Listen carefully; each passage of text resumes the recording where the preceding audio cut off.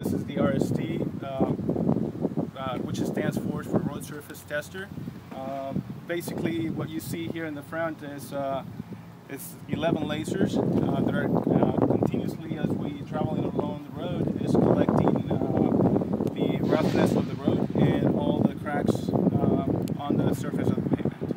On the other side, we have measuring devices. The one on the front wheel, it works with the laser system, and the one in the back, it works as a backup unit for the GPS system in case we lose reception.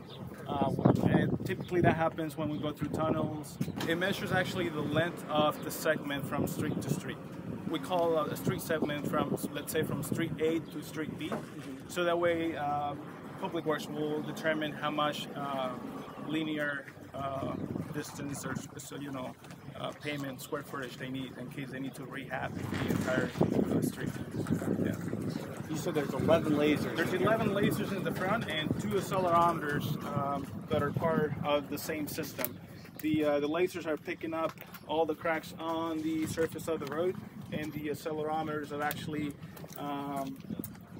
sensing all the vibration, the motion of the truck, giving you what they call an IRI, which stands for International Roughness Index, and that will determine the total PCI, which stands for Pavement Condition Index, which is basically what Bruce is looking for. The best PCI that you can get is probably 100. Normally that doesn't happen all the time, but that's what you're shooting for. And the whole data collection that we're doing, it will determine what number of PCI you're gonna give to that particular segment of street, and that actually helps determine how much money the city needs to spend on the roads. We're not just relying on the laser data. We're also having a gentleman, Spencer, here looking at the road as we're moving along, and he's actually making notations of what type of distresses we have on the road. Yeah, you see, like we have our distresses here: alligator block, longitude, edge, patching, bleeding, ravel, and distortion. And every time we cross over that, or I see it, any kind of distress, I'll tag it. If we have a slight area of gator, tag the extent and the severity of it, and then as soon as that area is over and we pass over it, we clear out the screen.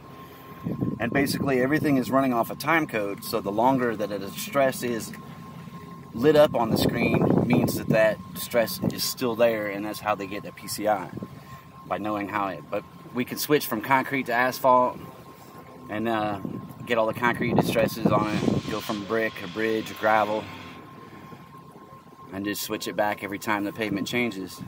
It's just like playing a video game. And I recommend that to anybody that we hire if they want this position, because seriously, it's all hand-eye coordination. Yeah, cool. So as we move along, they're actually putting everything tied together to the GPS and the timing too. We also have a total of 8-9 different cameras, which we use for quality control and quality assurance. So if there's something that he missed while we were testing, we can go back, look at that video, if that's the case. But he's one of the best guys that we got. So I'm really good, but I'm not perfect by any means. This is pretty much like a baseline. And then over the years, we usually try to put a client on a 5-year pavement program, and then that way you can get your budgets all straight, and then also it'll allow you to go to the federal government and say, hey, look, our roads are bad, we can prove it. Here's the data that we've collected. It's an independent outside source. Please give us some money. Basically, you know what I mean? So we did this last time, roughly 8 years ago. I was thinking 5, but I think Bruce said thought it was about 8 years. Right. Yeah, I think I was here. It will be pretty interesting to see the difference between back then and now. But one of the questions I got like on the radio today was, who determines what streets we fix and repair, and is it who calls in the most in the neighborhoods? And I said, no, that's really not. And actually today we're doing this demonstration, but the idea is that our engineering department professionals, along with this data, really is how we determine kind of what our program's going to look like each year. Absolutely, because we try to evaluate road conditions, based on driving and some general public information. But when we get data like this, we're able to go back and say, here's an area that has been scientifically identified that we're in a need of repair. And like I was explaining earlier, we strive to go ahead and maintain 7 years on our chip seal programs and 10 years on our mill and overlay programs. And what this does for us is it allows us to evaluate, are we achieving that 7-year life expectancy for that chip seal? Do we need to adjust or modify the emulsions? Should it be a double chip? It also helps identify on the asphalt for the mill and overlay if we're, that 10 years, we're not quite meeting it in the data that we get back. Do we need to go ahead and modify the mix design? So it provides a better bang for the buck, for the expenditures from the city standpoint. So you think this is worth it?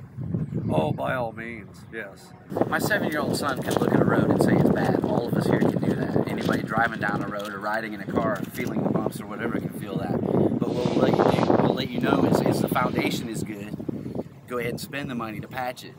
Or if the foundation is bad, obviously, rip up the entire road, quit wasting money patching it, just build a new one.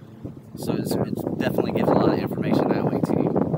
We do roughness, evenness, texture, rut, which is a big distress from load, and it gives a client a better opportunity to manage, or a better way to manage their money. Exactly. Just like the more bang for the buck. Put you ahead of the maintenance curve, because that way you know what to fix and what the stuff that has been fixed, if it's been fixed correctly or not throughout the years.